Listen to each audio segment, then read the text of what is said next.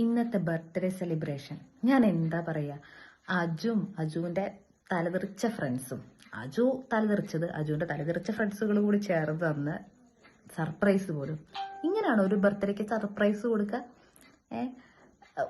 ഇങ്ങനെ പടക്കം പൊട്ടിച്ചിട്ടാണോ? ഇങ്ങനെയാണോ ആഘോഷിക്കുക? എന്താ ഞാൻ ഓരോടൊക്കെ പറയുക?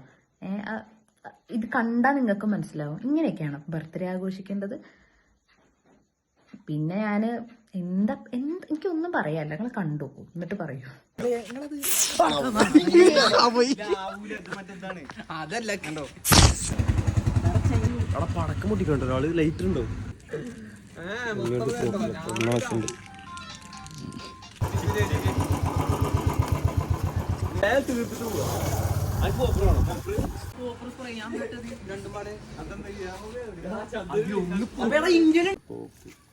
യൂണിവേഴ്സൊക്കെ വരും.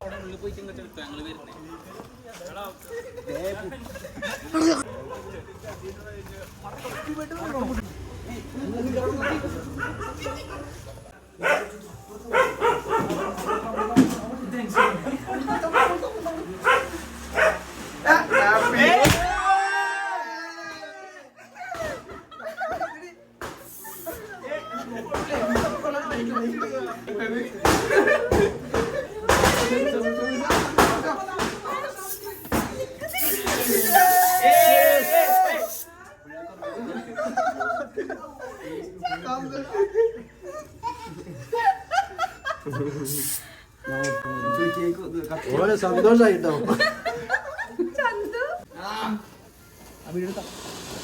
ചന്ത പടക്കായിട്ടോ അവിടെ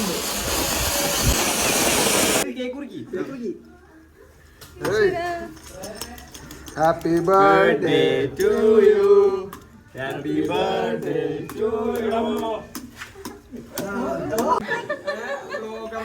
ഞങ്ങളവിടെ നിന്നിട്ട് എങ്ങനെ സർപ്രൈസ് ആവോ? അമ്മ ഇറങ്ങി വരുമോ?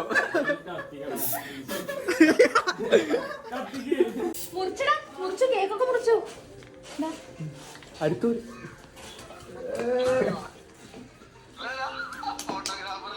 ആരാ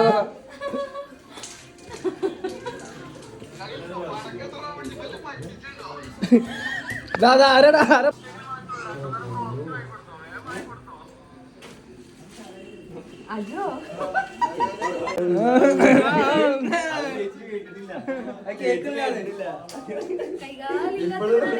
കൈയൊന്നും കാണാത്തവനാണ്. പകുതി അജോട്ടം വരാറുണ്ട്.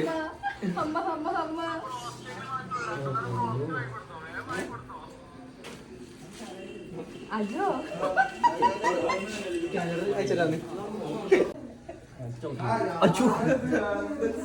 തൊപ്പിയാണ് ബർത്ത്ഡേ തൊപ്പി. നോക്ക് നോക്ക്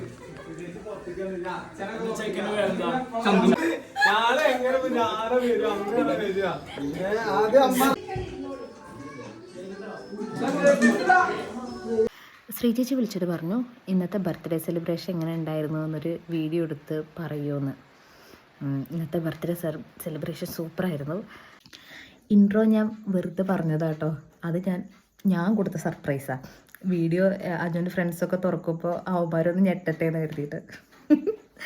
സത്യം പറഞ്ഞാൽ ഇത്ര സർപ്രൈസായിട്ടൊരു ബർത്ത്ഡേ ഞാൻ ആഘോഷിച്ചിട്ടില്ല എന്ന് തന്നെ പറയാം കേട്ടോ. എനിക്ക് അത്ര എന്താ പറയുക, അത്ര സർപ്രൈസായിരുന്നു. എനിക്ക് ഭയങ്കര ഇഷ്ടപ്പെട്ടു. ഞാനൊരു തരി പോലും വിചാരിച്ചില്ല കേട്ടോ ഇങ്ങനെ ഒരു സംഭവം നടക്കാൻ പോവുക എന്നുള്ളത്. എന്താ പറയുക, ഭയങ്കര സർപ്രൈസായിരുന്നു. പിന്നെ പടക്കം പൊട്ടിച്ചു, മത്താപ്പും കത്തിച്ചു. പിന്നെ അതിലപ്പുറം വേറെ എന്ത് വേണം? എൻ്റെ സ്വപ്നത്തിലുള്ള ബർത്ത്ഡേ സെലിബ്രേഷൻ ഇങ്ങനെയായിരുന്നു. എന്താ പറയുക, എനിക്ക് സന്തോഷം കൊണ്ട് ചിരി നിർത്താൻ പറ്റുന്നുണ്ടായിരുന്നില്ല കേട്ടോ. പിന്നെന്താ എനിക്ക് എന്താ പറയുക, എനിക്കൊന്നും പറയാല്ല, നല്ലതായിരുന്നു. ഭയങ്കര കിടുക്കനായിരുന്നു.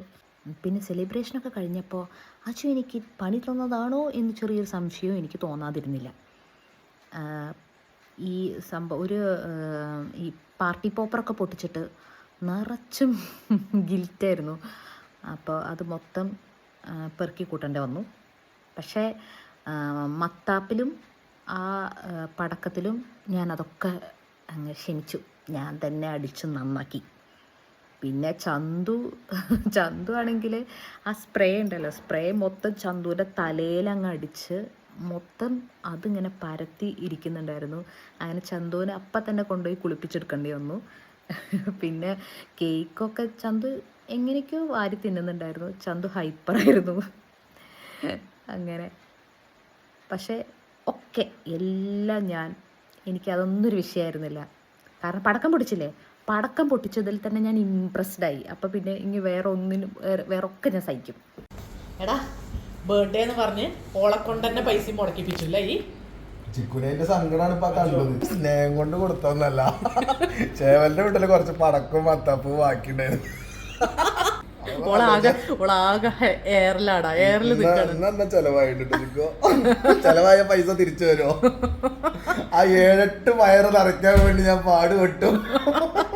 ചിക്കുവിന്റെ പോരാതെ ഓളാകെ ഇംപ്രസ് ആയിരിക്കും. ഓളെ സ്വപ്നത്തിലെ ബർത്ത്ഡേ എങ്ങനെയായിരുന്നു എന്നാ പറഞ്ഞത്. എങ്ങനെ? ഓൾക്ക് ഇതൊക്കെയാണ് ഇഷ്ടം.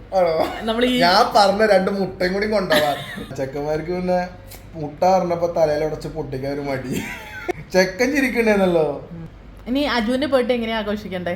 മുട്ടയൊക്കെ തന്നെ ആഘോഷിക്കാട്ടോ.